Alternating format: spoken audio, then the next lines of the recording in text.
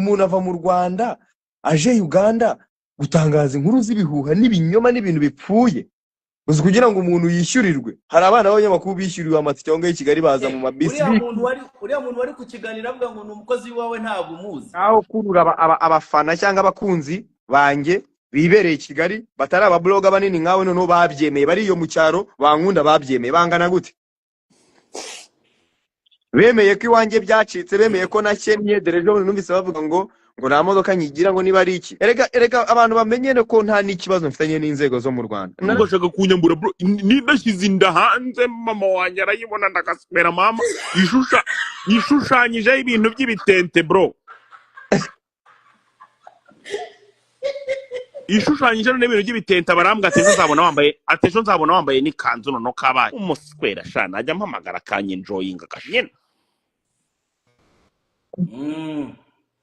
arababaye Jesquiza arababaye niyo mpamvu jewe mba nta muntu nifuriza ikibo muri showbiz nta n'umuntu ushaka kuzongera kujyana nawe ikibazo ibyabaye byarabaye abangambane barangambaniye ibyo bankoreye barabizi na jihad w'umutinganyi oya kasukure kare turi serious ariko yego yo umugore arihe umugore se n'uwawe uzashaka ariko we none nabonye abahanzi none watangiye gusana Karufani ngo nibwo agiye gutangira gushyira abantu hanze ca we ngo nibwo agiye gutangira kubyiga Retse gato ngo Karufani ngo agiye kugira ate Karufani ngo agiye gutangira nawe ngo gushyira ngo abantu hanze ngo arahera ngo kuri Marina ngamushyira hanze we nibwo agitangira kubyiga sha ibintu tumaze none se wa mipango ngewe ko ntasuze ni wowe usuze kuri no live rako numvise umuntu avuga hano ngo hari umuntu usuze ni wowe usuze oya nakaboro nawuze nkumva kuva kananye muri guturuka kwa Dumba se arimo aradusurira ntago ari gusura ariko ngira ngo nasetse dapfa noneho hari akandi kantu kansekeje muri weekend umuntu bita Badrama hari umwana ngo wasambanyije inkoko mu karere ka Nyanza sino ngo yarayisambanyije umwana yasambanyije inkoko ko bamusanze ngo kuboroye hariho amaraso n'inkoko nayo yavuye amaraso mu kibuno noneho Badrama ati leta yakoze amakosa kuba yafunze uwo mwana kuko ngo hari abantu ngo bafata bavuga nk'ayo matungo ngo bakayabaga bakanayacuruza ku mugaragaro ndavuga ni none bya bintu birakomeye nahise numirwa ukimara kumva ibyo bintu wahise ukora iki kasu tubwira ikintu wakoze ukimara kumva ibyo Badrama ndarira bro ndarira ndavuga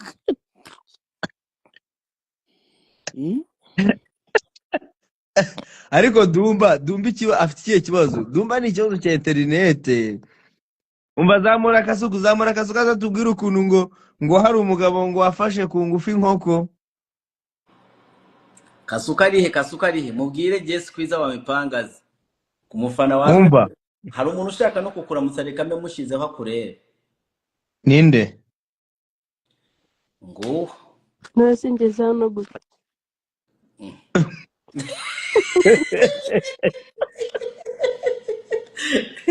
rero kwa acceptinga se ntabwo ari wowe ukanda ntabwo bizi uko bigenda Jaja ntabwo uzana ukanze tekinoloji mama life ari iruhande rwawe mama life bagomba kuba ari ahangaha narababwiye rero abantu bakagira ngo ni black narababwiye ngo ngende general ndababwira mama life namwambitse iranka rya koroneri ubu tuvugana life yambaye captain fire ese umubyeyi uriho ninde noneho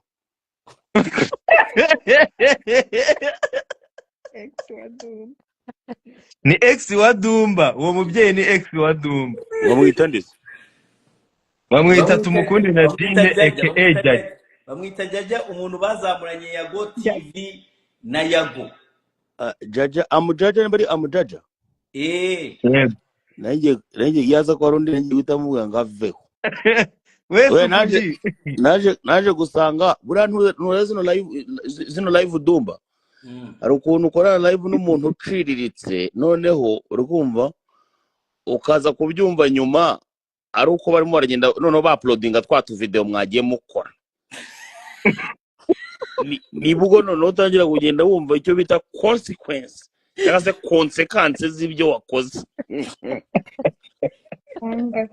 Hari nka live nigeze gukora kera cyane uri kumva noneho umuntu abarambagije ngo ariko Gasu uri kumva ngo buranga uvuka kuri nyoko. Noneho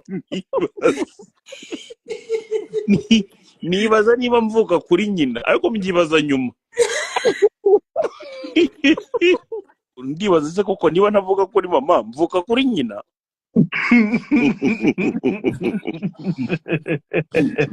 Ni jaja tugikorana yateretwaga na ba Dumba bakajya bavuga ngo ninjye umutereta sha ariko sha nta kintu mutanshyizeho akuze ko nta birego mutanshyizeho wana. Ariko jaja nanjye nigeze kumusanga ahantu ku gahoteli keza byatari muri murakorera ahantu twakorera ikiganiro nge nawe. Yeah man. Numva naye nshaka kumumena umwoyo ariko none nabona uburyo ari agakene nkagira impuhwe.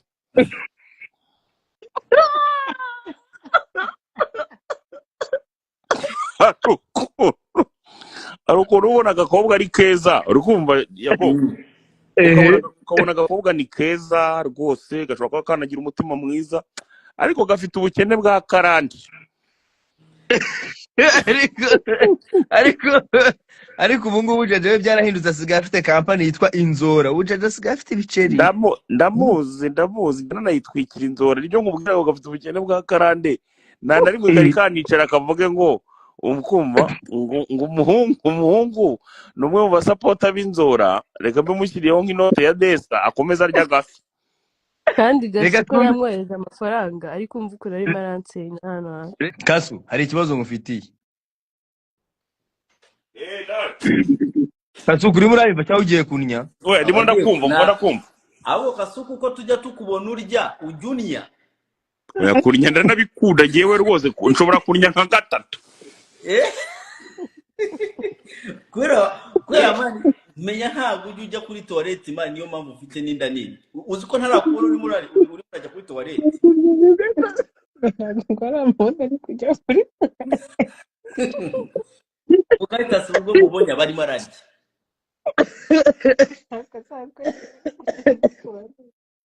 Kasu Yo uzafatire video Dumba uri muri toilette umwoherereze. Ukuri kw'Imana uzayinyura. Urimo Dumba kunima ibyindisi.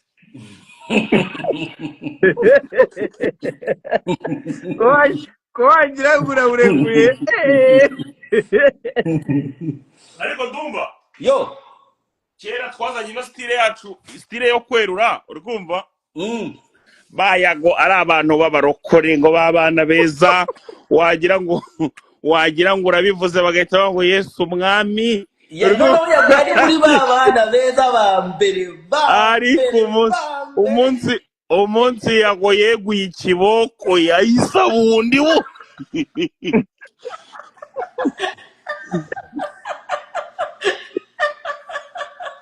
yago ikintu yakoze yaduturutse inyuma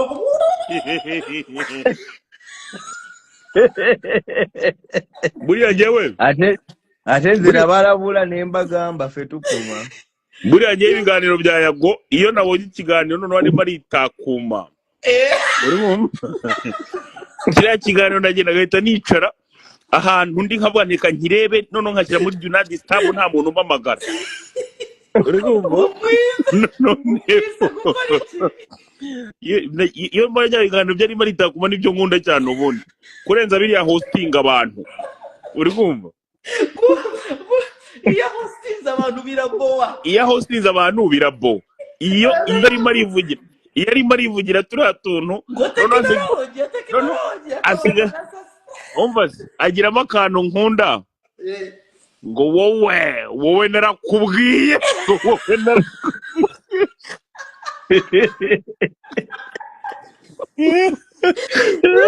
noneho noneho nkagenda nkavuga nti ati wowe narakubwiye wowe utasaba imbabazi wowe. nkagenda nkavuga nti uyu si wa muhungu wajya gutubwira ati wowe kabyara ngo abo bantu bavuga ibyo bintu sinjya mbawusi.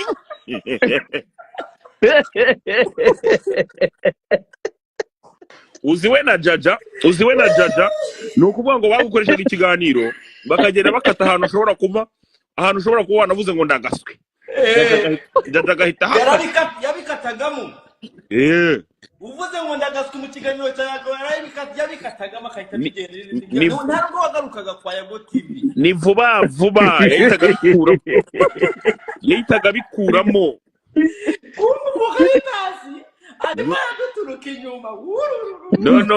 Noneho mu nyuma aza kuza kubona urumva bayago babanaga n'abantu bataramenya abantu yuko abantu batakiri intama z'Imana Yesu Kristo yasize aragije itorero, ahubwo abantu bamaze kuba ibirura, bamaze kumenya uburyo abantu babaye ibirura.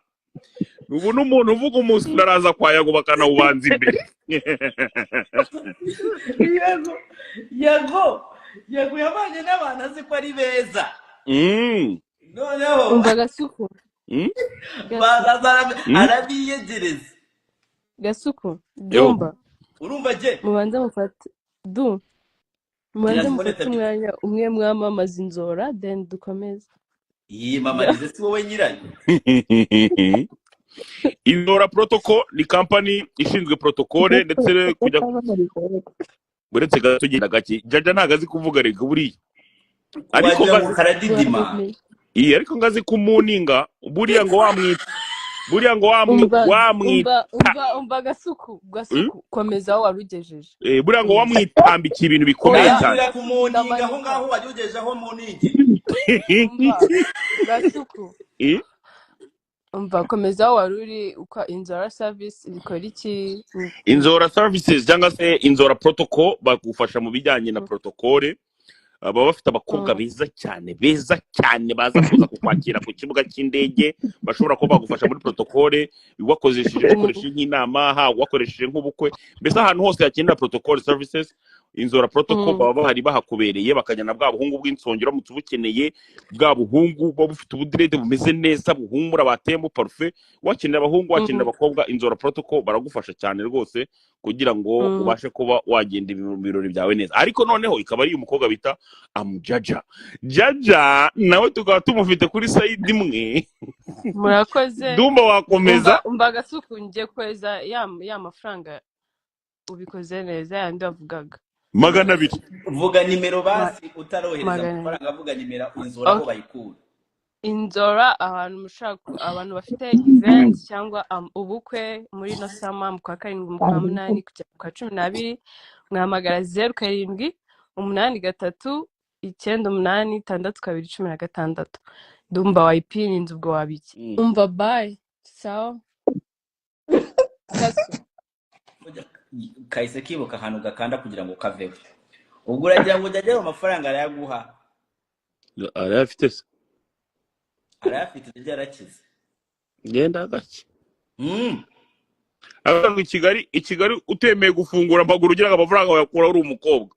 Hari ubundi bwenge uzi bayabonamo. Kigali barazigutamika bro. Aragiye kukohereza ariko dore nk'ibigambo uvuze kandi jya ukuri. Jaja abaye afite yashyiraho nta kibazo nta gahato. Ariko Kigali nyine uri umukobwa ukaba nyine nta n'amashuri wifitiye, ufite ayasanzwe nyine ngo yo kugarukira muri tronkome. Baragutera mu gitondo saa 7 mugoroba. Ariko Kasi uri mu biki kuki tutakubona? Tubwiza ukuri, uri mu biki, vugisha ukuri ntujye ubeshya. Niki cyatumye udashyiraho video? Oya ni mama ya Mungu jewe nijoro naraye ndyamye phone asinze biteye ubwoba, ntago nsa neza nyine. Nararemwe wahise unararemwe wigeze usa neza Kasuku vayo. Oya cyane. Nararemwe wigeze usa neza. Erega nawe wigize igisirekingi. Ntago nsa neza pe. Dumba ntago nibo ndasa neza. wowe na Bruce Melody Dumba kabisa. kasukumureke wimugora. Kasuku reka mbabari. Vayo tukurebe. Turagukumbega turagukunda. Ndawundi. Umva. Kambereke ikiganza cy'umuntu. Dore ikiganza cy'umuntu. Gisome. Nuko sha. Abazima n'abana. Ariko yago uriye ubuzima. kandi bavuga ko ngo nta buzima. Oya uriye ubuzima. Niko wenda bizi. Uzarebe ngo Kasuku afite umuntu ashobora no gusoma no kwitama. Ngerega ntago ndagira ku rwego rwo kuba naba proud y'umukobwa naba ntereta.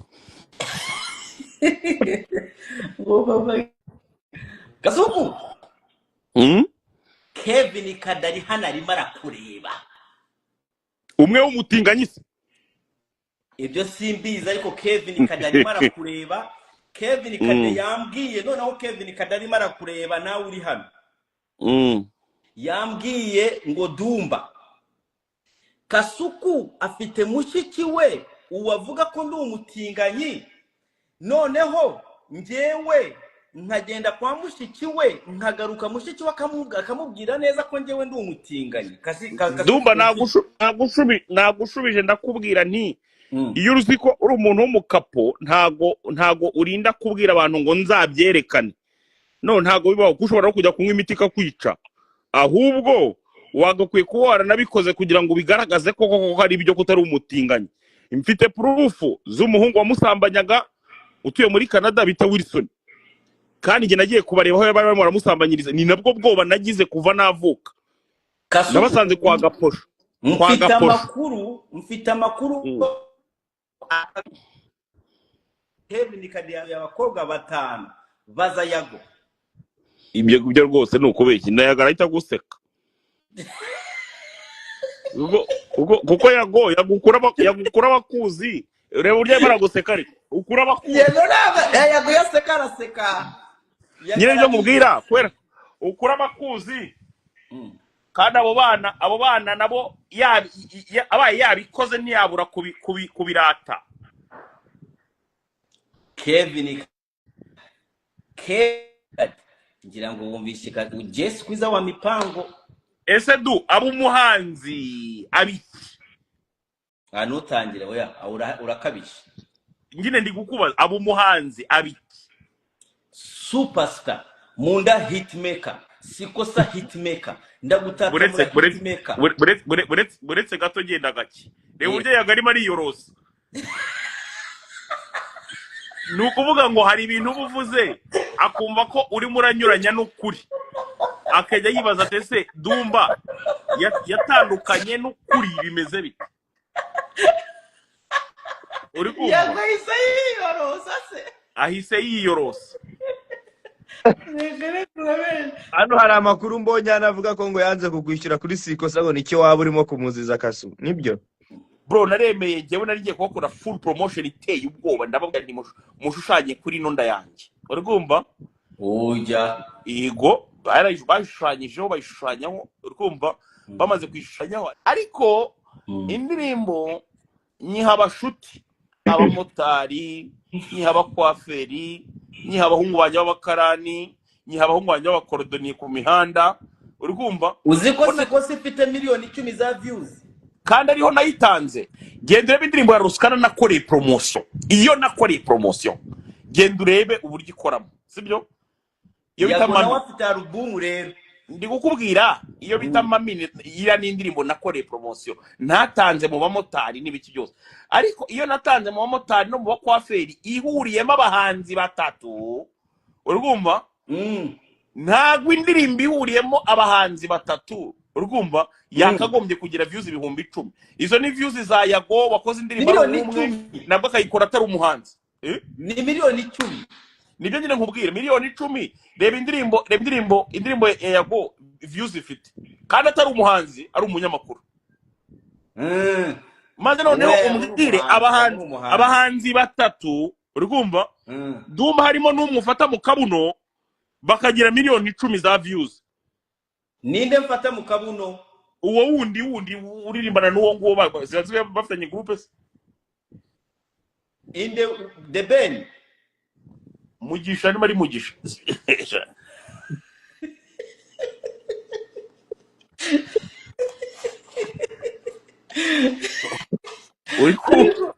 ariko Kasuku nutare wowe na Godfather ni mutareka na The Ben bagukundaga abantu bagukundaga Dumba ibyo ngibyo byihorere umuntu utazakwereka akagukunda ntuzamwereke nawe ko umukunda. Noneho reba wabibonye wa mupede atangiye kugenda yigaragarisha uburyo akundamo Yago, ariko se koko ahantu abari nibyo avuga. Kevin Kadesi Yago kizaze kuri YouTube ukibake kwakundi ukibaze atese koko ko bavuga ngo uratingana uratingwa uri top cyangwa uri bottom. Yagara bitinya ibyo bintu Yago iyo ari kuri YouTube akora ikiganiro n'umutumirwa ibyo ntiyabibaza. Yago yamaze kubona ko abantu batakira abantu shabyihore kugira ngo nabyemere mbwira abantu mite mbabwira none hanga ngo mujye ku ndirimbo ya Kevin Kade mutangire muyikorere report.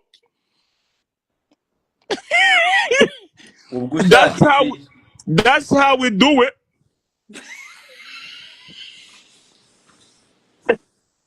No kugira ngo ubone ko ndikwe nta mikino.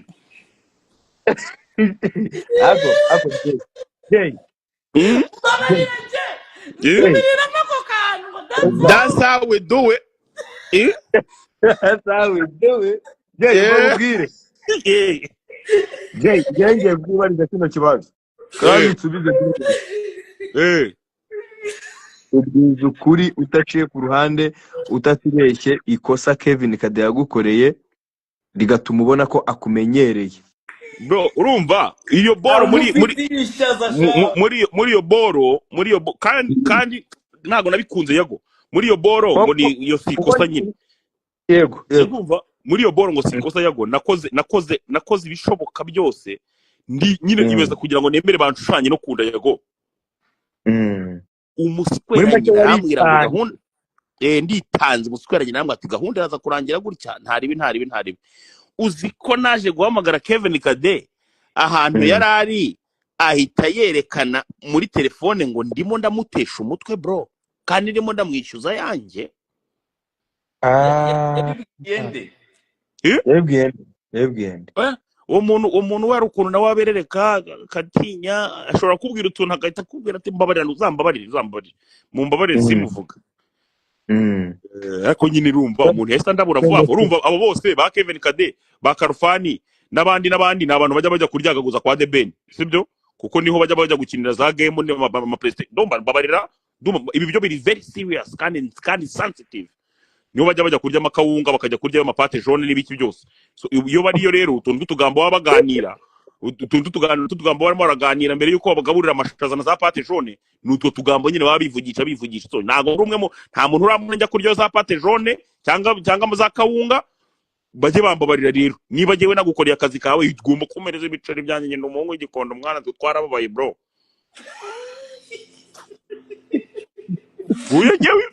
Yewe Yago umva yindi nkuru Yago ngo Kevin Kade ngo ni yindi ndirimbo kera noneho atari sikosa ngo Kevin Kade ngo yabwi Kasuku yaramubwiye ngo mutwikire ngo yaje kumutwikira ngo ahita abwira Kasuku ngo Kasuku aramubwira ngo ohereza ngo Kevin amukubita 30,000 Kasuku avuye muri Amerika ngo mukubita 30,000 ngo nanjye kumukubita 30,000 ngo yanjye ngo size umuntu yavuze ngo ahita arabwira ngo renga Kasuku size ubundi umuntu yashaka promotion yavuga ngo renga Kasuku ntabwo ahenze ngo nuko umuduhumbi twa 30 cyangwa 15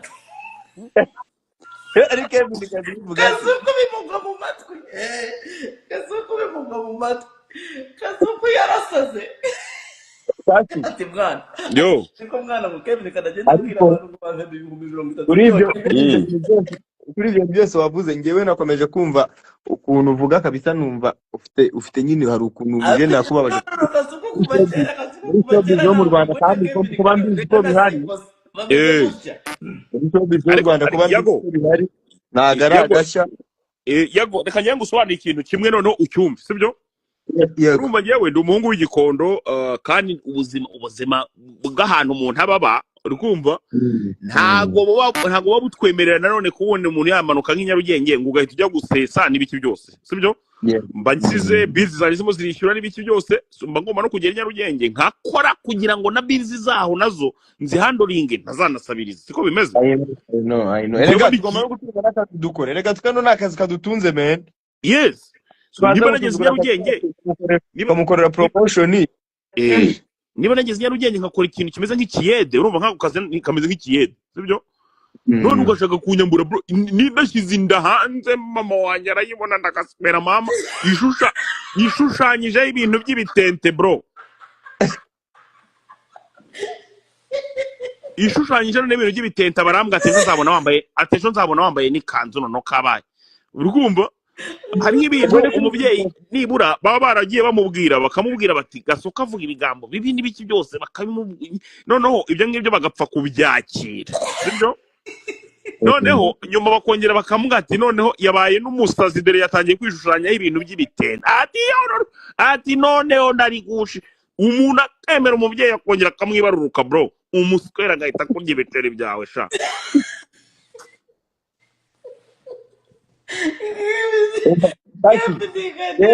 Dumba ushobora kwisetsa gutyo ngahita mbwira bano bana bagahita bajya kuri potinga ikiririmbo cyangwa se urucano rwose. Oya basireka ndakari basidagufashije. Hari ukuntu nyine bivuga nkumva umeze nk'umuntu byenjoyinga nkaho ajya bikubwira ameze nk'uwenjoyinze. Umva nkubwiza uko nahita mbwira abana none ahandi abafite abahungu banjye buri wese akazana email zigera muri eshanu igicano tuba tugikuyeho mu minota itarenze 15 ndagamama. Nge narinzi ngo wenda za nkuru zo muri showbiz z'abantu bateranya abandi kuko muri showbiz yo mu Rwanda harimo abantu bateranya abandi kwera ugasanga hari nk'umuntu agaje gute afashe nka Dumba muteranyije na Yago cyangwa afashe Dumba muteranyije na Kasuku. Rero kubera ko numvise harimo ibintu byabaye bijyanye n'ubwambuzi cyangwa gukora akazi umuntu ntagahemberwe ibyo ni ibintu biri real bro. Nukuvuga ngo noneho ahantu Kevin Kadabera abera ingegera none ahangaha turimo turamuvugaho gutyo wazi ngo ni promotion nyine azikora ibintu biri flex nyine kuba umuntu aramuvuga gutyo. Umuswera yaraje kuri office wanjye bro ngewe mfite office ya mbere mu gihugu baza abantu bakubwire kuri office wanjye bro ntago ari ukwirata yaje kuri office wanjye ni igipangu kinini cyane uri kumva dukoreramo iyo boro yenda mukorera nta kibazo baragenda baranaeditinga birangira gutyo. Umuswera shana ajya mpamagara kanye enjoyinga kashanye arababaye Jesquiza arababaye niyo mpamvu ngewe mba kanye arababaye Jesquiza arababaye niyo mpamvu ngewe mba ndimo ndamwumva showbiz cyangwa abantu bo muri showbiz hari ukuntu nyine iwacu bitameze neza. Abantu nk'aba video vixen baramutse bavuze uburyo bamburwa aba producers yego naho Uganda uringira ngo barabikubwira ko music industry ahantu hose ni kwimira music industry ahantu hose ni kwimira. Niyo mpamvu ngewe mbabwira abantu nkababwira man dukeneye gushyira hamwe. Uyu munsi Kevin Kade nagakeneye umwanzi witwa Kasuku sha nagamukeneye kabisa nubwo Kasuku nawe akeneye umwanzi witwa Kevin Kade kubera ko dukora ibintu twese dukora ibintu byenda kumera kimwe nyine dukorera kuri murandasi. Yewe cyari n'igipeti cyanjye urukumva cyari n'igipeti cyanjye twahuriraga mu zindi gahunda Yago mu zindi gahunda wumve ko nta nuko nshobora kuza ngo nzivugira ahangaha ni umuntu twakoranaga gahunda by'ubusambanyi ni ibintu by'ubusambanyi ubusambanyi se ngende umutinganye mwana ngewe ibintu by'ubusambanyi ngewe ndi umuhigi w'ibiceri Dumba ngira ngo urabizi ndi umuhigi w'ibiceri nyine twahuriraga mu zindi gahunda nyine z'ibiceri gutya. Erega buriya njye n'ubuzima bwanjye bw'ubusambanyi ntago ushobora kuzabubona bugiye hanze oya ntago mba ndi proud nyine yo kuba nasambana byonyine ingano yanjye ninabinyemerera none se ubigenza ute? oya ndi kuvuga kandi kuba nagiye kandi urumva warasabye yago Miki waga promoter dumba jumba barira mwana jumba barira ibintu bivugirisa ibintu yivugiye noneho umva nyine nkubwiza uko noneho mu bantu nzi neza ntashobora no kuba nanagirira peti uretse na santima sibyo nk'uwo mugore ufite ngo mama ufunze nk'uko abyivugira ntago ngewe rwose nshobora kuba namugira na santima noneho sinamuza amaso ku yandi ariko wari uzi ko buretse gato nkubwire wari uzi ko abitwa ba Pionika buriya Yago ajya avuga ibintu abantu bamukoreye ntago bari bakamubeshyera ibintu bikomeye uzi ko abitwa ba Pionika bazanye abana b'imyaka 6 bro bazanye abana b'imyaka 6 babazana kuri YouTube baravuga ngo ngiye ngo narabasambanyije maze gufata indege rutemba ikirere nanze kubahereza interview ngo mu kibuga cy'indege bahita bakora interview bro n'utwo twana ikiganiro cyasohotse ngeze muri Vietnam mu murwa mukuru ngiye kubona mbona ikiganiro kirasohotse kuri YouTube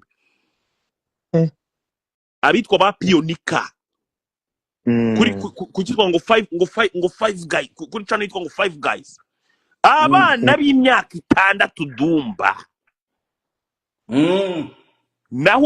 nahuye n'umuntu bita Pionika urikumva bro bimwe by'igikondo nyine tu nari ngiye gutangira muri supermarket ngo ngurera crate nze muhuragure ariko ibaze bro kugira ngo umuntu ajye kuzana umwana w'imyaka 6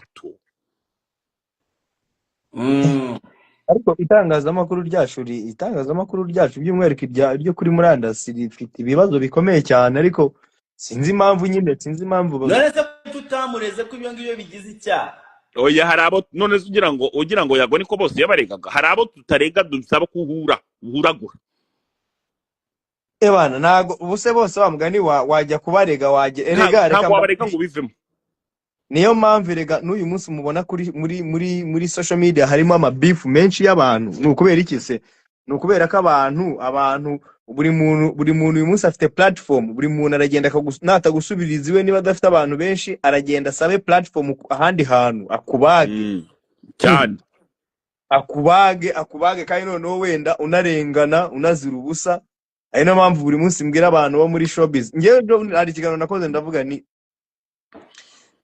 mwumva byaba bimeze gute umuntu witwa Kasuku yumvikana na Yago bahigikirana Dumba nawe ahari abashyigikiye nabo bamushyigikiye Dekati akaza akatwiyungaho Sabe akatwiyungaho Irene akatwiyungaho Philipita akatwiyungaho Raki akatwiyungaho abo banyamuziki bakomeye amini tukubaka ikintu kimwe mwibwira ko byamera gute buri munsi mbaza abantu gutyo ngababaza mwibwira ko byaba bisa gute ko twabonye ingaruka zo kuryana uko zimeze noneho nagerageje gushyira hamwe tukareba icyo bizabyara ariko ibyo byose barabyanze nazanye icyitwa Rwanda Music Fest abanyamakuru nibo bakirwanyije ba mbere uyu munsi abitwa abanyamakuru ba murandasi barava i Kigali bakaza Kampala ukumva kugira ngo muhure muganire utanga amakuru bagira ibintu bakubaza bashaka kwigira kuko uri umuntu wenda wavuye mu gihugu kajya kuba n'ahandi hantu kandi ukahakorera ubuzima bigakunda ahubwo umuntu araza akicaza umuntu ngo ni umukozi w'iwanjye twanahura nkabona ntago ukibaza itangazamakuru riragana umuntu ava mu Rwanda aje Uganda gutangaza inkuru z'ibihuha n'ibinyoma n'ibintu bipfuye uzi kugira ngo umuntu yishyurirwe hari abana b'abanyamakuru bishyuriwe amatike cyangwa i Kigali baza mu mabisi uriya muntu wari kukiganira avuga ngo ni umukozi wawe ntabwo umuzi nge nta mukozi wo mu rugo mfite ubu ngubu tuvugana nta mukozi wo mu rugo ngewe mfite hano Kampala mfite umuryango wanjye turi kumwe hano niwe ukora ibyo bintu nta mukozi wo mu rugo mfite ariko kugira ngo ubone umunyamakuru witwa umunyamakuru cyangwa umuntu ukorera igitangazamakuru aza akavuga ngo kwa Yago ngo mu rugo kwa Yago ngo bimeze gutya ngo duhuye n'umukozi wo kwa Yago imagine umuntu ukora script uzi ko nari nabibirivinze urumva ukuntu wabyizeye hari n'abantu benshi babyizeye bro bazi ko koko ari byo kandi ngewe imagine iryo tangazamakuru usugo turagana ubu se nanjye ninza nkavuga nabi hari ubwo ngiye narababwiye ni enotukuba enoturwana simanyi oba babitegera ate waliwo ne interview endala nge nari lizinze yesterday Yago aravuze ngo ikiganiro ejo yakoze probably mutitaye yababwiye ngo ubu ngubu icyo afite ngo afite umuheto ngo ewana ngo agiye kuzarekura umuheto pana bombe pana bya bini ngo ubu ngubu ni umuheto ngo ewana ngo azajya awucumita mu umuheto n'umwambi. Ubu ngubu hari umuheto n'umwambi ari nazo ntwaro zizayobora alubumu yanjye ya kabiri. ngo azajya gute kuriramo gutya ashyire mu gituza ngo ngo kandi ngo urabizi umwambi wo kwinjiye kugira ngo ukuremo ngo vayo n'inyama. Dumba Linda ko nkubuze nawe ngo umuntu mukuru ni gute umunyamakuru sibyo avuye i Kigali sibyo yishyuriwe itike nta nubwo yabashije kugira ubushobozi bwo kwishyurira itike imuvana i Kigali arangije nta bushobozi afite bwo kwishyura n'igitangazamakuru ntabwo kigize kimwishyurira itike imuvana i Kigali imuzana yazanywe n'umuhanzi akaza yagera Kampala umujyi mazemo hafi amezi 9 ngabagiye kuza umwaka muri uwo mujyi akaza uyu munsi ince zose yararimo nashoboraga kuzimakinga neza nkamugeraho akaza agahimba inkuru ngo yakoresheje ikiganiro umukozi wiwanjye buriya hari ibintu abantu baba bataramenye nkuriya mujene mba naramuretse ariko iyo mbishaka nari no kumugumana nano Kampala ntanagaruka aho ngaho kubanga abantu sometimes bamanyira atene tubiyogera wano ku live ne bagamba ati tuli mu kusaga bro sometimes nze njogere ebintu ate bulijjo njogere ebintu ebitufu nze njogere ebintu ebiva ku mutima nze siri hypocrite nje nago ndi ndyarya bulijjo bwe njogera ibintu mba ndimo kuvuga mba mfite impamvu ndimo kubivuga.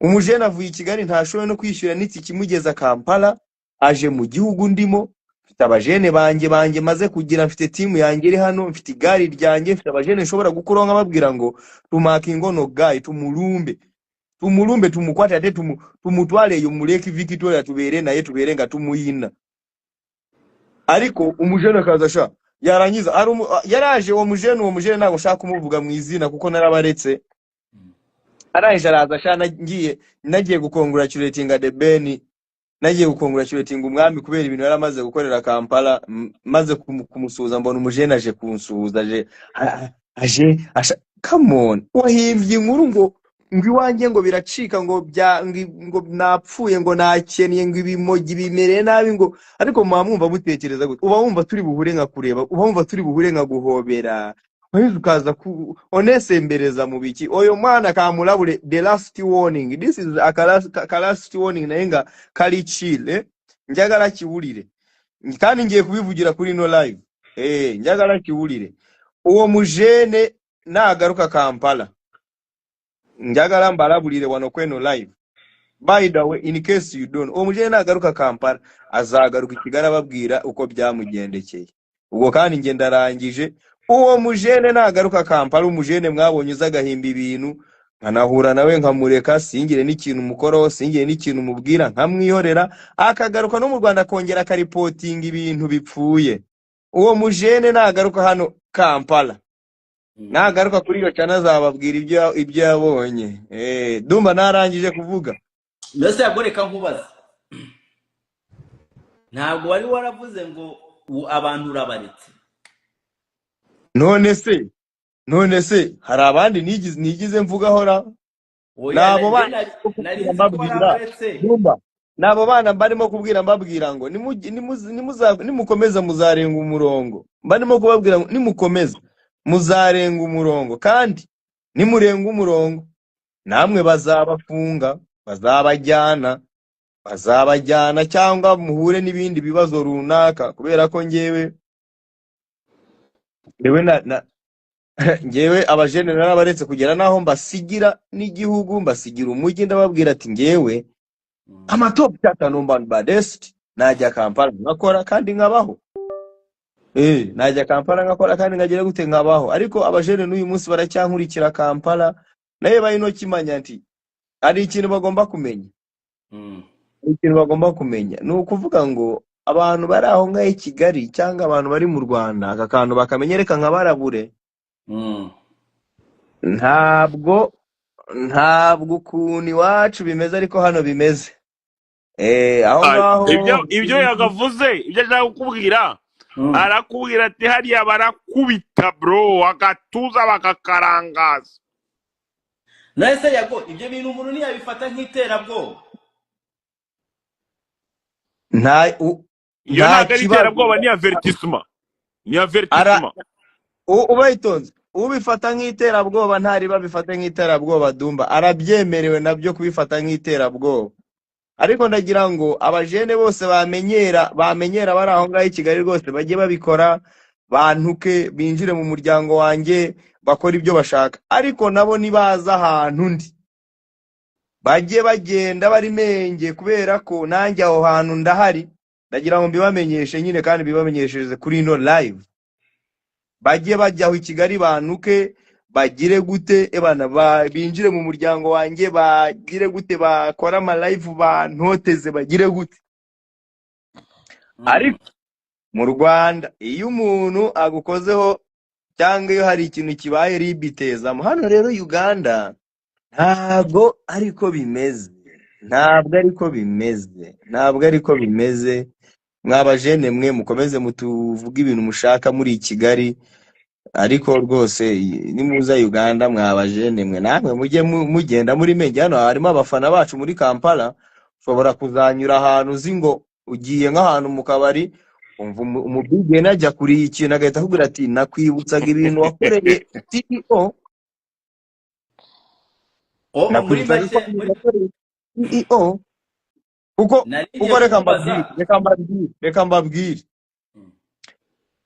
Kasuku yabivuze buri munsi umuntu yabayeho yifuza ubumwe umuntu yabayeho yifuza gushyira hamwe umuntu yabayeho yifuza gusenyera umugozi umwe na bagenzi be ariko igihe cyarageze umuntu asanga abantu yizeye cyangwa abantu yashakaga gushyira hamwe nabo bo bafite izindi plans bafite indi migambi yabo rero bajye bagira gutya bakora ibyo bashaka byose bahimbe bagire gute bambeshyere bagire gute ariko ewan ako nta gace kavuze se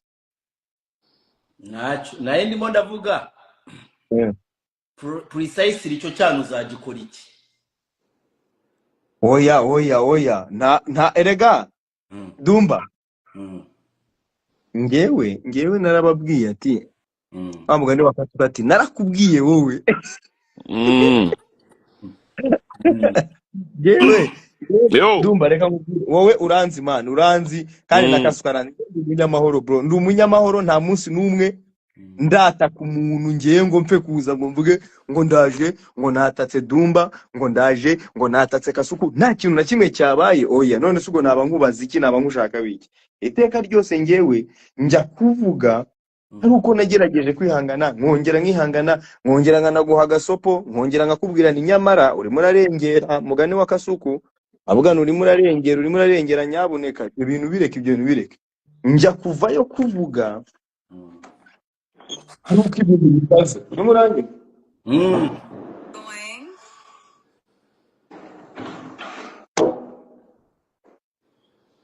njya kuvayo kuvuga uretse nkwereke hano umuntu wa danje Bob wamubonye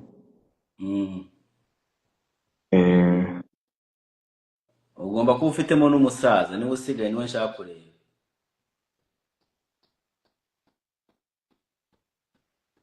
ready umuraba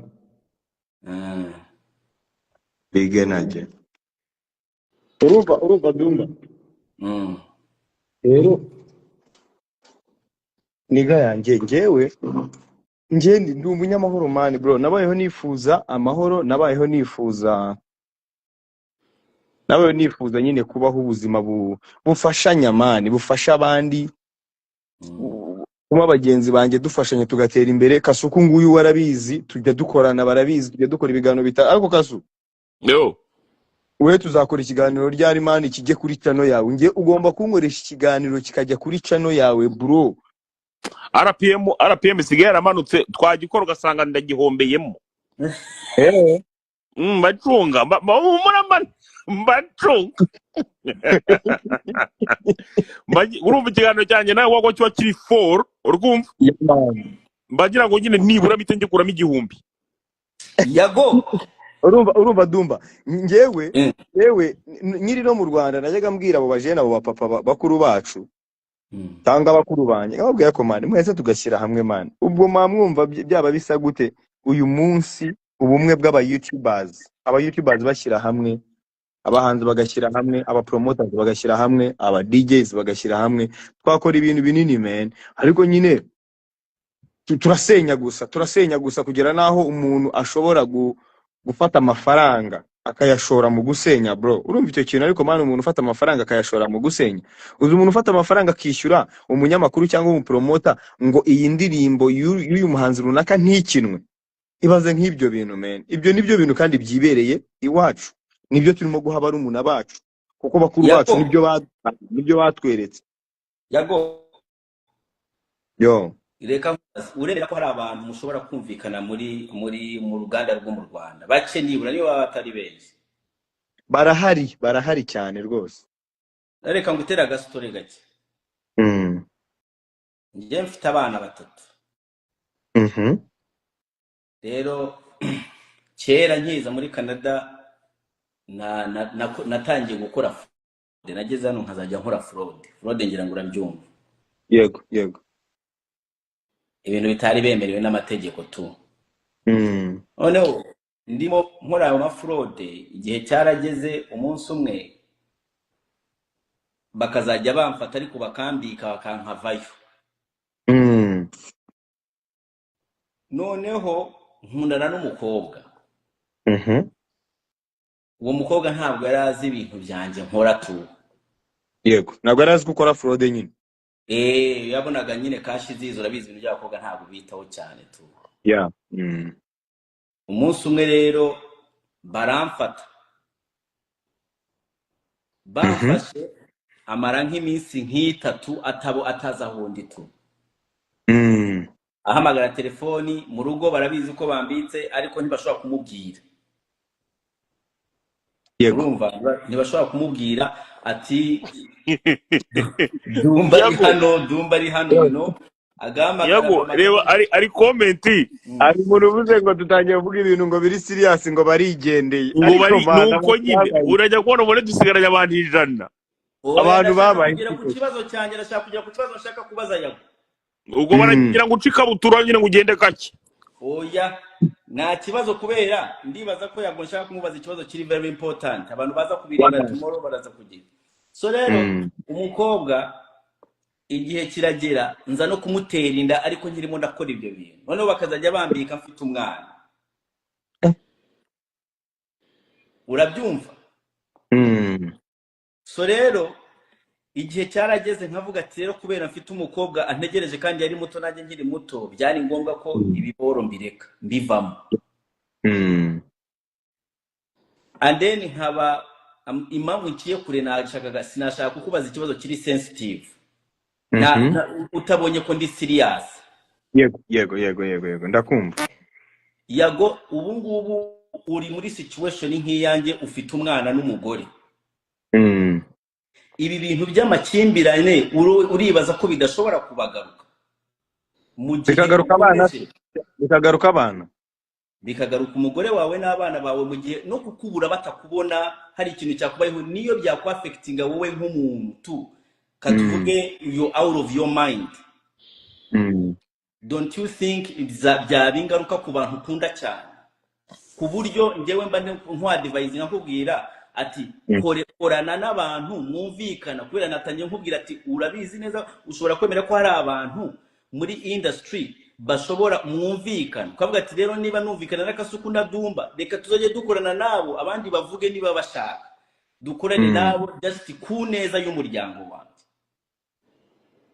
ikibazo kikaba kivuga gute ikibazo kikaba kivuga kubera icyo abantu utabihorera cyangwa urumva nta ngaruka ushobora mu gihe urimo urarwana n'abantu uri yaravuze gutyo uragarutse urumva bitazafecta umuryango wawe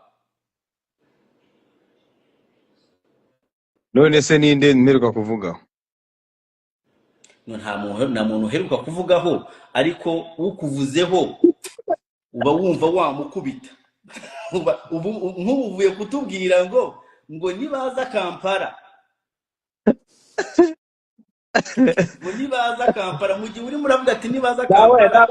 Nababwiye ngo nibaza Kampala bajye bibuka ko hari ibintu bibi bakoze ku buzima bw'umuntu, bagende bari menge ku buryo bashobora guhura n'umufana wanjye uri hano Kampala, kandi kubera ko Kampala itameze nk'u Rwanda, nicyo navugaga, kubera ko Kampala itameze nka Kigali, umufana wanjye akaba kuko cyangwa umuntu ukunda ibikorwa byanjye wabonye umuntu ambeshyera we akaba nzi, akaba yamurya nk'inkonji bikitirirwa njyewe. Nicyo navugaga Dumba. Reka nkubwire Dumba, nubwo navuze kuriya, reka nkusubize nyine muri ubu buryo. Nubwo navuze kuriya rero Dumba, bro, nta muntu numwe njyewe nifuriza ikintu kibi kuri inose. Unyumve neza, unyumve neza.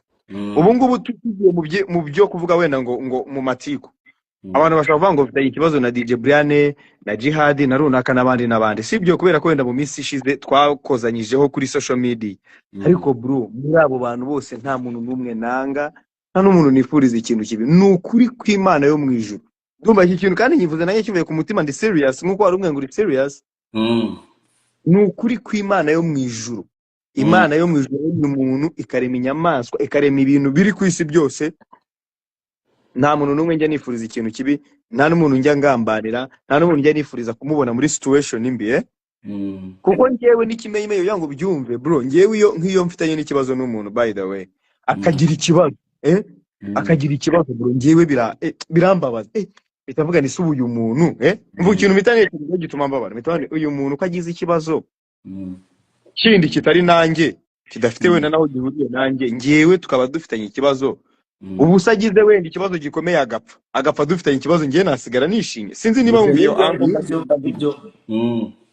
so bigatuma njyewe mvuga, nubwo ushobora kuza kuri social media, this is the truth man, this is the truth from my heart. Ushobora kuza kuri social media nkakatira umuntu nkagira gute man, tugashwana nyine nkanarakara nkagaragaza reaction. Iyo ni reaction nk'uko umuntu wese aremye mu marangamutima, ameza n'amabi. Ushobora kwishima ugasara, ushobora kwishima ukarira, ushobora no kurakara, warakara ukavuga nabi, sibyo? Abantu banabyumve kandi umuntu wese ubeshya, imbamutima z'umuntu ziva ku mutima, instincts. Abantu iyo umuntu abeshya abantu baramwumva. Nkeka ko instincts abantu bafite kano kanya, instincts abantu bafite kano kanya barabyumva. Niba ndi umuntu urimo kubeshya barabyumva, kandi niba ndi n'umuntu urimo kuvugisha kuri barabyumva. Bro, nta muntu numwe njya nifuriza ikintu kibi ngo mvuge ngo ndifuza ko uyu muntu wenda amera gutya cyangwa ibi bintu bimubaho. No. Ni nayo mpamvu nubwo mbanza ngakatira abantu kuri social media. By the way, urakoze kumbaza icyo kibazo.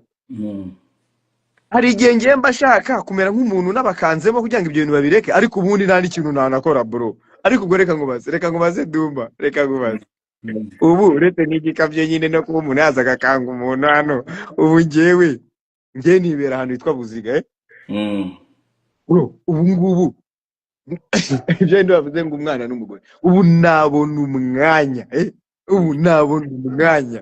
wo kuvuga ati ngiye kujya gushaka umuntu, ngiye guhiga umuntu. Ubu umwanya nawe ubona kuko uretse kuba ikigambo umuntu atari ikigambo wanone batyaye. Nanjye nari numiwe, nabonaga ewana numvuza kubashaka kabisa. Urumva ese Dumba Kara, aba bantu bita plus 250 Canada bakora iki?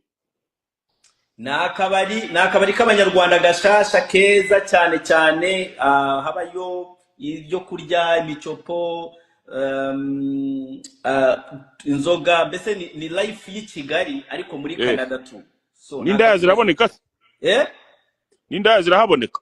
N'indaya dushobora kuzikura kenshi iyo ngiyeyo ziraboneka. Nuko wagura cyafroda. Oya, barankunda, I attract them. Bimwe ujya muvuge ngo umwami w'abagore. Iyo nicaye bagahita, iyo nicaye mpita sinapinga nkaga ati ndi kuri plus 2550 hano Montreal, bahita babibona bagahita bameneka. Umukire zarambura akaboko cyangwa ni scam? umukire arambura akaboko ndaza kumugushiraho aza kuvugisha. oya ibyo ni bisawa ibyo mbikunda urumva Dumba yego yago rero kubera ko ndimo gusakuriza umubebe ndimo gusakuriza umubebe nagira ngo nsubize neza ngewe mbasezere hanyuma nyine ngire n'ibintu mbabwirira hano. Ari umuntu nabonye wanditse hano ngiye ndagira ngo mbabwire Dumba, iyi ni live ngira ngo ni nka live ya 4 dukoranye kuva ngira ngo twamenyana, right? Yes ni nka live ya 4. Iyi live iriho abantu 600 nibo mbona bari active, ariko birashoboka ko hariho nk'ibihumbi nka bingahe, kuko iyo umuntu arangije live bakwereka abantu bari ufite abantu abantu bakireba. So reka mbivugira ngewe ibintu byose mwabona narakaye, mwabona ntarakaye, mwabona yize, nta muntu numwe wo muri showbiz yo mu Rwanda ngewe nanga, kandi nifuje n'uyu munsi ndacyabyifuza Dumba, kugira ngo wumve ko ntashaza nyine narakize mane. Kira gihe mbere bwo byari bikaze, kuko nari narababaye kandi nago nzi kupretendinga, nago nzi kubeshya, kuko nakasuku nawe ndetse namwe mwese murabizi. Ariko uzi kugira ngo ube warabaye mu bantu, wowe uri umwana w'igisekera mwanzi, nta rwango nta hate, ufasha wifashiriza abantu utagamije ngo bakwishyure, nyine wifashiriza tu. Hanyuma noneho wowe wagera igihe cyo gukora ibyawe ukunda, ukabona abantu bahise bakwanga, bakwangishije n'abandi. Nibyo bintu byambayeho. So mu minsi yashize rero ngena nari nyifite igikomere kibisi kabisa, kibisi ku buryo ebana umuntu wese wabaga yamenyera, nabaga numva atazi ibintu arimo kubera iki, kubera ibintu nabaga naraciyemo ngewe nzi. Kasuko we yabivuze uburyo social media yaduhinduye, aho umuntu aza kubaza ngo uvuka kuri nyoko, ngo uvuka kuri mama wawe, ubwo ngubwo urumva umuntu kubaza icyo kintu, iyo ni torture, that's a harassment. Ariko nyine iwacu ngo tubana nabyo, tugomba kubana nabyo, ngo ntitunabivuge. So rero reka mbivugira aha bantu banjye ba big energy, bafana babo bahanzi, bafana b'inshuti zanjye, bafana b'abantu dukora ibintu bimwe. Nukuri ngewe nta muntu numwe wo muri showbiz numva shaka kuzongera kugirana nawe ikibazo. Nta n'umuntu wo muri showbiz numva shaka kuzongera gushogoranya nawe. Nukuri kabisa, nukuri. Dumba yabimbajije, ariko Dumba buriya umuntu abanyarwanda bavuga ngo umuhana avayo ntago umuhana ajyayo, iyo ajya yarakunanira. Uwo mugani bawucaga kubunkira uwo mugani bawucaga iyo umuntu bamuhanaga mbere yuko akora ibintu bibi, akabyanga yajya gukora ibintu bibi akagwayo, cyangwa se agahura n'ingaruka zikomeye. So rero ngewe nagize amahirwe numvira uwo mugani, ariko noneho ntaranagerayo cyane. Naye naragiye ariko ntaragerayo cyane ngo nyine nangirike cyane, umuntu mubi man, ku buryo noneho nzajya nkora ibintu by'ubumesha namwe mukumirwa bakavuga bati ebana uyu muntu yarahindutse pe.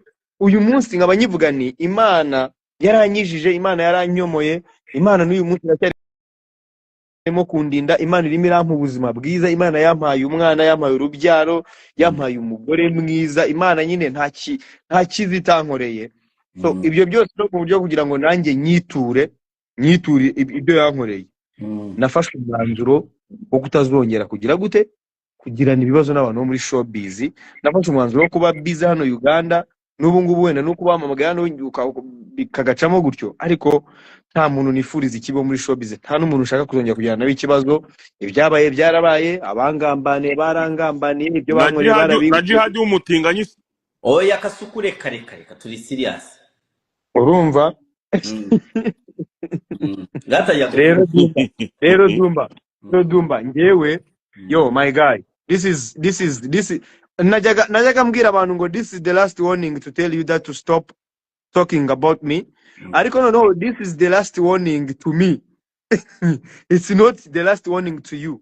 This is the last warning to me. I won't ntabwo nshaka kuzongera ngewe kwisanga ndi mu bibazo n'abantu bo muri social media showbiz. Bajye baza abantu ke, bajye baza bavuga ibyo bashaka byose, bajye baza banserereze. Ngewe nzajya nza nkora ama live mvuge ngo ibintu mwabonye aha naha ntabwo ari byo. cyangwa se nze mvuge ni cyangwa ore statement mbabwire ngo ibi bintu bifite version imeze gutya ariko itangazamakuru ryo mu Rwanda cyangwa itangazamakuru runaka ryabihaye ino version ubundi nigendere naho kumbwira ngo kongera kugira rero ni nayo mpamvu mbone kubwira abantu bose bari kuri no live aba big energy turn up tugiye gusohora album yanjye ya kabiri nitiriye first born wanjye very soon muratangira kubona amatizi ya album hanyuma hatagize igihinduka mushobora kuzayibona muri June ubwo bitangarije hano nago ndababwira itariki ariko hatagize igihinduka ni vuba muri June urumva turi muri May turimo turinjira muri June turabura icyumweru kimwe ngo twinjire muri June so album muzayibona nubundi muri June Yago reka nkubaze ikindi kibazo ya man eske hari umuntu wari cyane ngo video ya Kasuku ngo ari kwikinisha ngo yageze hanze nibyo ra Kasura bizi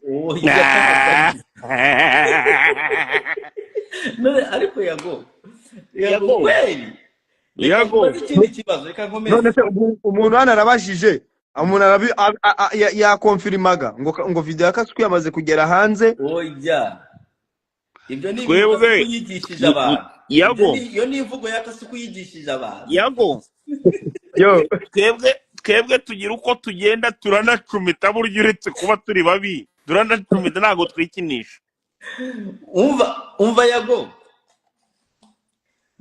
yo tukuji ariko mufite amakuru koko nta nubwo ngenda mena bro bazakubwire daturitsa ndi mubi Yago any big man wagwanize Imana Florence wagwan big energy ndakumva Dumba Yago biragaragara cyane ko harimo icyobo cyawe muri showbiz yo mu Rwanda kuba udahari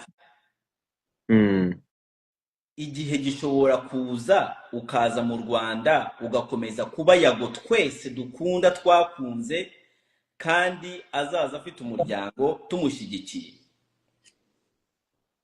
igisubizo cy'icyo kibazo kiri kuri post iri pinned kuri Twitter yanjye igisubizo cy'icyo kibazo ndahita nanakikubwira nyine ukuntu kivuga ku bantu batari bubashe kugeraho cyangwa ku bantu badakoresha Twitter yanjye ni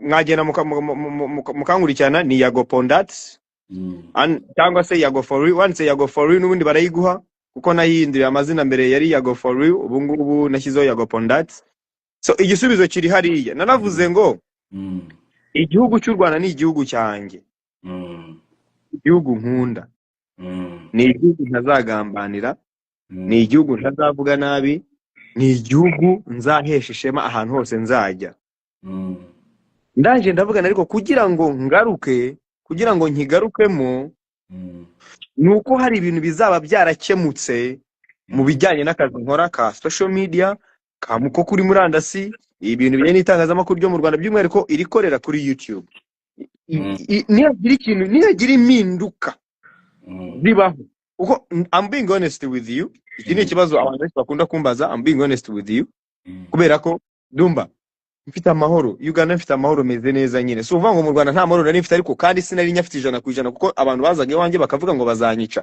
abantu bari basigaye baza iwanjye bagaca ku rupango bavuga ngo bazanyica nkaba saa 8 saa 9 z'ijoro bro rero abantu nuko nabibabwiye wenda nkumva ntabwo babyumva bakanabyita amatiku ariko njye naravuze nzagaruka mu Rwanda hari ibyahindutse bisobanuye iki bisobanuye ko nibidahinduka hari na chance cyangwa se hari n'impamvu zatuma ntagaruka nukuri kw'Imana kandi nagaruko u Rwanda ndarukunda u Rwanda nzaruvuga u Rwanda ni igihugu cyanjye rwose nta nahantu na hamwe muzigera munyumva ngendemo gusebya u Rwanda oya ariko bitewe n'abantu nabayemo bo muri showbiz nkareba ukuntu bameze nkareba ibintu bakora Kasuku yabivuze tugitangira nkareba umutima wabo nkareba imitima yabo nkagenda ndeba ibintu bakora nkagenda ndeba ibintu bakorera abagenzi babo nkagenda numva indimi zabo ibyo zivuga nkagenda njya mu nama zo kuzimya abahanzi bamwe na bamwe nkajya mu zindi nama zo kusiba ibihangano by'abahanzi nkajya mu nama nagiye mbona ibintu bibi cyane muri showbiz yo mu Rwanda so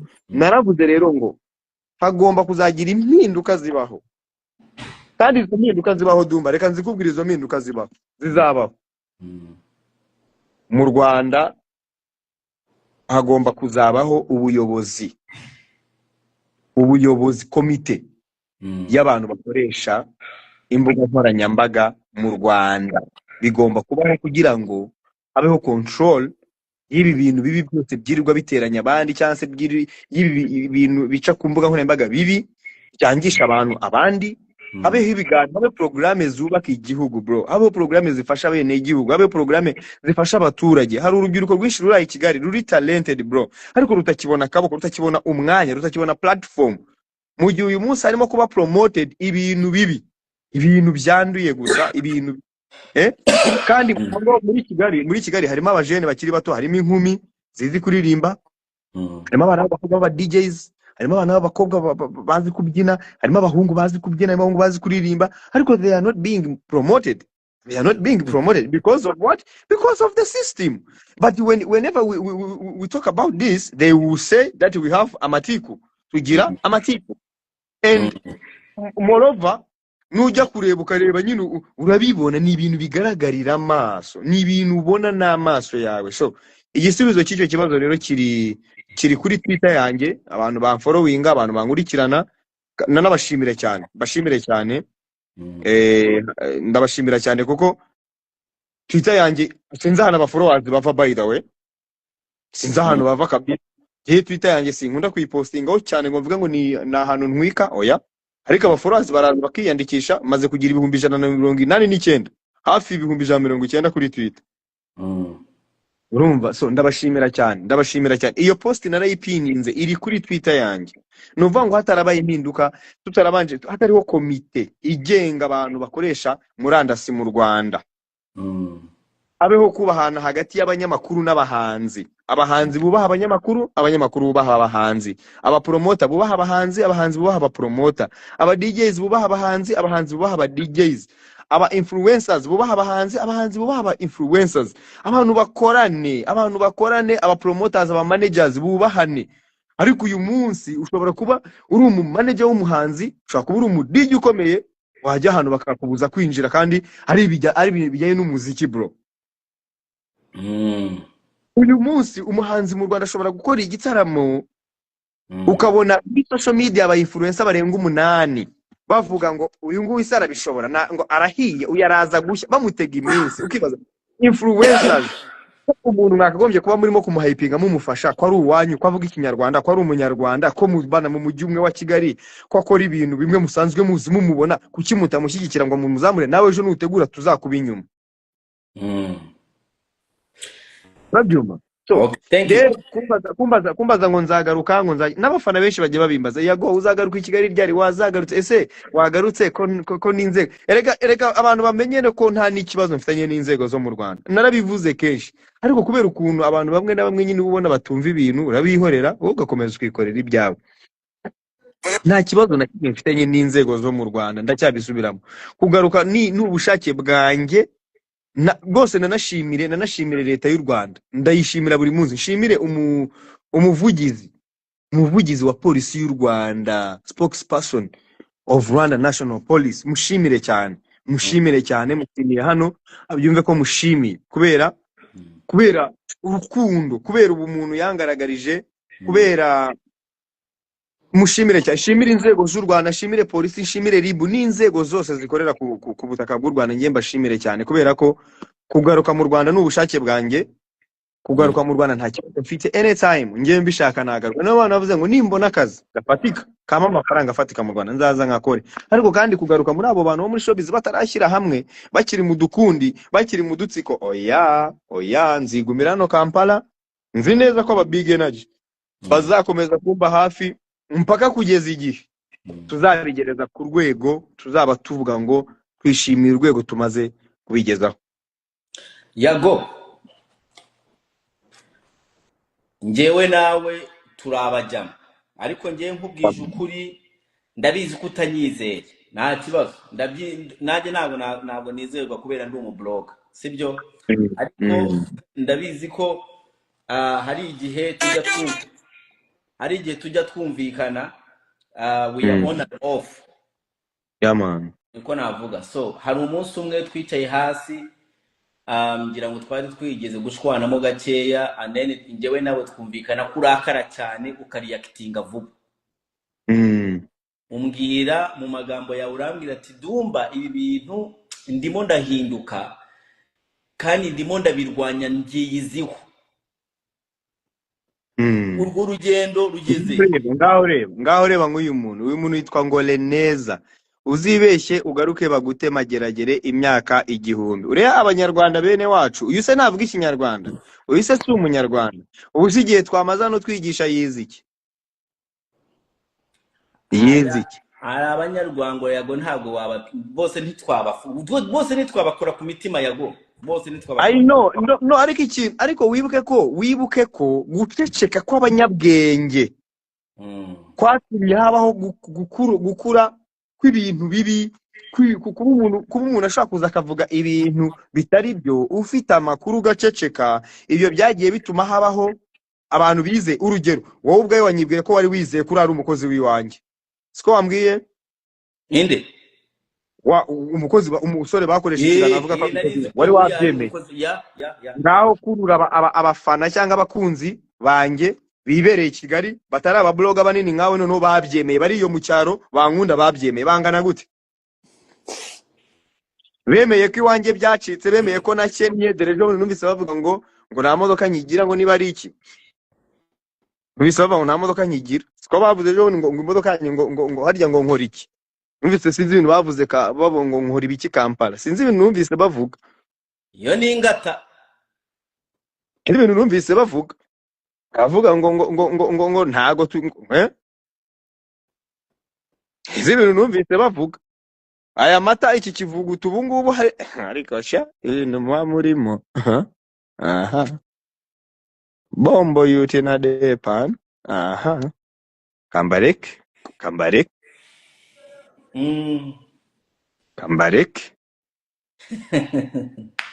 ntabwo ushubije ikibazo cyane. Umva Dumba, icyo kintu rero nagikozeho bambe, nagikozeho n'uyu munsi ndacyarimo kugikoraho. Ariko kandi noneho aho ngeze ni heza cyane. Bazajye bakora ibyo bashaka, bazajye baza abantu ke. Bamaze iminsi bavuga ngo sigaye nsa nk'akavurivundi, ariko ubu sigaye ndasa nk'akavurivundira. Urumva Dumba, umusa ngiye ndimo ndakora ku mujinya wanjye hamwe n'Imana, ndimo ndakora ku burakari bwanjye hamwe n'Imana bizakunda, ndimo ndakora ku marangamutima yanjye, ndimo ndakora kuzibukira nyine, ukareka umuntu akavuga ibyo ashaka kukuvugaho byose, kubera ko Imana ariyo yaguhaye ubuzima, irakomeza ikakurinda tu. Njye I rest my case yago. Big energy man, big energy.